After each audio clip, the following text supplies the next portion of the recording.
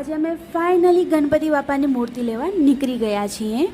ઘણી બધી જગ્યાએ ફર્યા. એક શોપથી બીજી શોપ, બીજી શોપથી ત્રીજી શોપ, ત્રીજી શોપથી ચોથી શોપ. સાચું કહું તો આટલું બધું ફરીને હું સાચે બહુ જ થાકી ગઈ. પણ ફાઇનલી એક પરફેક્ટ પ્લેસ મળ્યું, વિનાયક આર્ટ શોપ, જે સિટીના ચોખંડી એરિયામાં આવેલું છે.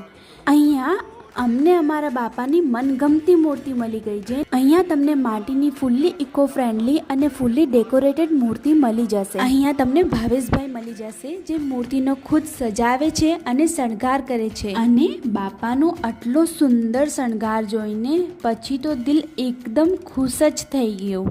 અને તો એવું લાગવા લાગ્યું કે આજે તો એટમોસ્ફિયરમાં બસ દિવ્યતા જ દિવ્યતા છે.